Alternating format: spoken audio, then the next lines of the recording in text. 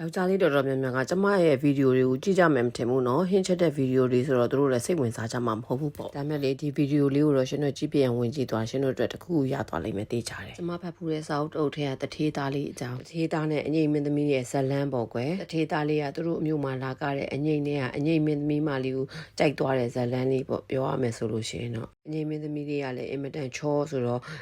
ပတ်စံရှိတဲ့တထေးသားတွေအကုန်လုံးကသူ့ကိုပိုးကျင်ပန်းကျင်ကြတာပေါ့သူ့ကိုတွေးရဖို့အတွက်ဆိုလို့ရှိရင်တဲ့အဲ့ဒီခေတ်ကအသက်ပြတထောင်ကိုတဲ့သူတို့ရဲ့ဇက်ဆရာကိုပေးရတယ်။ပေးရလဲကွယ်အငိမ့်ကတဲ့အလုပ်တင်မဟုတ်ဘူးပေါ့။တထေးတဲ့ကျွဲပတ်စံရှိတဲ့လူတွေကညာအိတ်ဖို့ခေါ်လို့ရှိရင်လည်းတွားတယ်ပေါ့။တထေးသားလေးကကွယ်အဲ့ဒါကိုလည်းသိတယ်။ဒါပေမဲ့တိနဲ့အဲ့ဒီမင်းသမီးလေးကိုမှကြိုက်လာပါရဲ့ချက်လာပါရဲ့ဆိုပြီးတော့သူတွားတဲ့မြို့တိုင်းနယ်တိုင်းကိုသူကလိုက်တွေ့တယ်။မင်းသမီးကကွယ်အငိမ့်ကပြီးလို့ရှိရင်လည်းတခြားတထေးတဲ့ကျွဲတွေနဲ့ဟိုညာဘက်အိတ်တဲ့အလုပ်ငန်းကိုလည်းလုပ်သေးတယ်။အဲ့တော့ကျတော့မင်းသမီးလေးတွေနဲ့အခြားတထေးတွေနဲ့အိတ်မှာဆိုတော့ကြတော့ तू ကဘာလုပ်လဲဆိုတော့အခြားသူတွေထက်ငွေပို့ပေးပြီးတော့အဲ့ဒီမင်းသမီးလေးကိုညာတိုင်း तू ကဘိုကင်တင်ထားတာဘိုကင်ချိတ်ထားတာပေါ့ကွယ်မင်းသမီးလေးကိုအရန်ချစ်မြတ်နိုးသွားပြီးတော့ तू ကအပိုင်ရကျင်အဲ့လိုညာတိုင်းသူဘလို့ပဲဘိုကင်တင်ထားတဲ့မင်းသမီးလေးနဲ့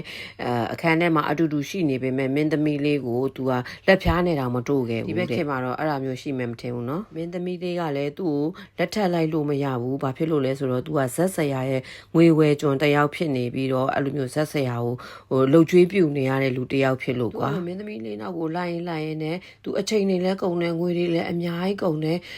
အပြင်ကိုဒီမြို့မှာရှိတယ်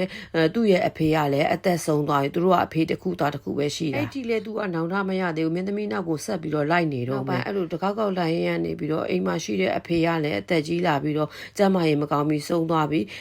စီးပွားရေးလုပ်ငန်းတွေကိုလည်းလုံးမဲ့ကိုင်မဲ့သူမရှိဘူးသူ့ကိုပြန်လာပါတော့ဆိုပြီးလူယုံတွေခေါ်တာလဲသူကအဲ့ဒီလက်မလျှော့ဘူးမပြန်လာပဲနဲ့လူယုံနေနဲ့ပဲစီးပွားရေးကိုလွှဲထားတယ်သူပတ်စံလိုပြီးဆိုလို့ရှိရင်ဟိုဟာရောင်းပြီးပေးပါအောင်ဒီဟာရောင်းပြီးနောက်ဆုံးတော့ပြောရမယ်ဆိုရင်သူရှိတဲ့ဥစ္စာမိဘတွေထားခဲ့တဲ့ဥစ္စာပစ္စည်းတွေအကုန်သွားတယ်ပေါ့ကွယ်မင်းသမီးနဲ့ညာတိုင်းအတူတူရှိနေတာ तू ကဘာမှမပါဘူးပေါ့နော်ကျမပြောတာလေချစ်တာတော့ချစ်လို့ရတယ်မျက်စိကိုစုံလုံးကန်တစ်ဖက်ကနှစ်ဖက်ကန်အကုန်လုံးရှိသမျှအကုန်လုံးကန်ပြီးတော့ချစ်ဖို့တော့မလိုအပ်ဘူးလေနော်ကောင်လေးကဘာလုပ်ချင်တာလဲဆိုတော့မိန်းကလေးကိုကာကွယ်ချင်တာ तू ကာကွယ်ချင်တဲ့ဥစ္စာ तू ပတ်စံနေကုံသွားမင်းသမီးရဲ့အခန်းသားတော်မှာပရင်းပေါက်နာတော်မှာတီးခွင့်မရှိဘူးနော်မင်းသမီးကသူ့ကိုမကြိုက်ဘူးသူ့လို့နေတာကွာဘယ်သူကငွေပို့ပေးမလဲဆိုတာပဲ तू စိတ်ဝင်စားတယ်မင်းသမီးကလည်းသူ့ရည်ရွယ်ချက်နဲ့ तू ပေါ့ तू ဒီငွေဝဲကျွန်ဘဝနေလွတ်ချင်တယ်နောက်တစ်ခုကကျတော့ဖျားတဲချင်တယ်ဆိုတဲ့ဟာမျိုးပေါ့နော်နောက်တစ်ခုကအချစ်ကိုဦးစားမပေးနိုင်ဘူးသူ့ရဲ့အုံနောက်နဲ့ဒီဘဝကနေကျွတ်ဖို့အတွက်ကိုဒီတန်တရားကနေကျွတ်ဖို့အတွက်ဆိုတဲ့ဥစ္စာမျိုးကို तू ကအမြဲတမ်းတွေးနေတဲ့လူတယောက်ကိုဒီရဲ့တထေးသားကဘာဖြစ်သွားလဲသိလားဒီမင်းသမီးတဲလိုက်တဲ့ဖျားရဲ့ဘေးမှာတွားပြီးတော့ခြေသလုံးအိမ်တိုင်နဲ့ပေါ့အယူကြီးလိုဘာကြီးလိုအဲ့လိုမျိုးရှောက်သွားပြီးတော့နေထိုင်နေရတဲ့ဘဝရောက်သွားစာအုပ်ထဲမှာတော့ကွယ်လှပကွန်မြူပြီးတော့ပြောထားတာပေါ့မင်းသမီးလေးအကြောင်းကိုတော့တကယ်တော့မင်းသမီးကသူ့အလုပ်သူလှုပ်သွားတာအဲ့ဒီယောက်ျားလေးကမိုက်မဲတာတော့ဖတ်ကိုယ်တိုင်ဖတ်ကြည့်ပေါ့နော်ကျမပြောနေတာတည်းပို့ပြီးတော့လဲဖတ်လို့ကောင်းတယ်စာအုပ်ကဖတ်ရင်နဲ့အသက်ရှူပါကြက်လာကျမဒီဗီဒီယိုမှာလေပေးစင်တဲ့ message ကတော့လေငါဟဲ့ယောက်ျားဆိုပြီးတော့